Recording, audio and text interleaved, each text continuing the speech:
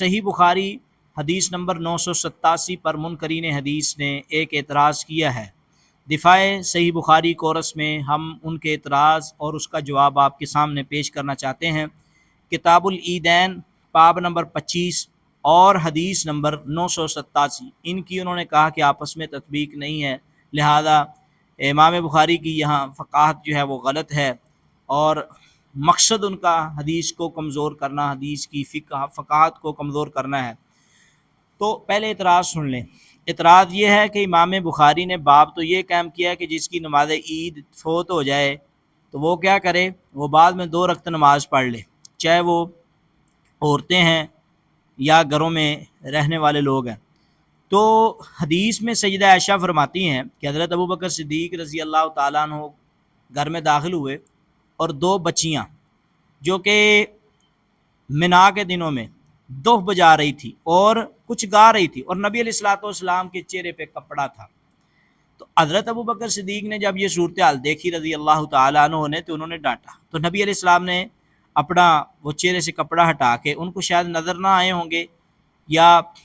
تو انہوں نے نبی کریم صلی اللہ علیہ وسلم کو شاید نظر آئے ہی ہیں تو اس لیے کہا، تو نبی صلی اللہ علیہ وسلم نے کہا داہما ابا بکر، اے ابو بکر ان کو چھوڑ دے، فإنها ایام عید، یہ عید کے دن ہیں۔ تو اب منکرین حدیث نے اس پر اعتراض کیا ہے، وہ کہتے ہیں کسی سے عید کی نماز فوت ہو جائے تو وہ 2 رکعت نفل پڑھے، یہ ہے امام بخاری کا باب،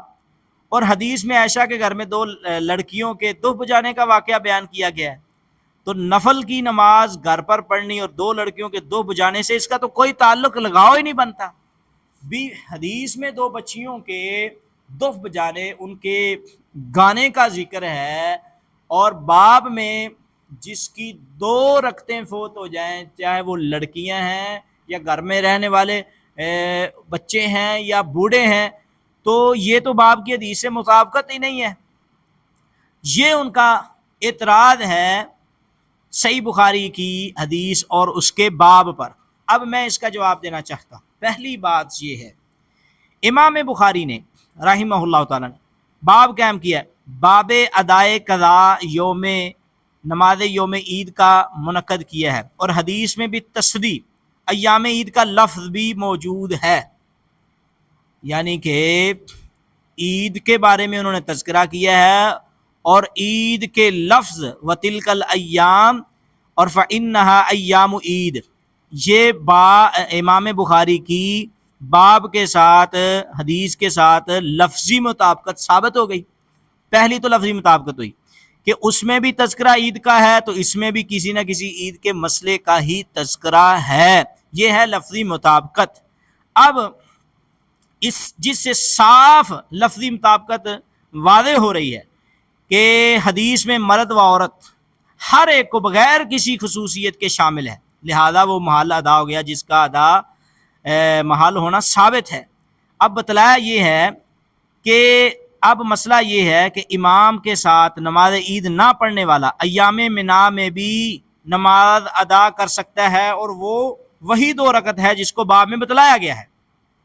امام بخاری رحمۃ اللہ علیہ ثابت یہ کرنے کے لیے باب دیکھو کہ جس کی 2 رکعتیں رہ جائے وہ کیا کرے، 2 نفل پڑھے۔ اب بتایا یہ جا رہا ہے کہ امام بخاری ثابت کرنا چاہتے ہیں وَتِلْكَ الْأَيَّامُ وَأَيَّامُ مِنَا، وہ ثابت یہ کرنا اگر کوئی منا کی جگہ پر بھی ہے تو باقی جگہوں کی طرح وہ بھی 2 رکعت ہی پڑھے گا۔ منا کی جگہوں پر نماز پڑھنے والا 2 رکعت نماز ہی پڑھے گا، اور دوسرا یہ بھی ان کا استدلال ہو سکتا ہے، وہ 2 بچیاں تھیں تو وہ دف بجا رہی تھی،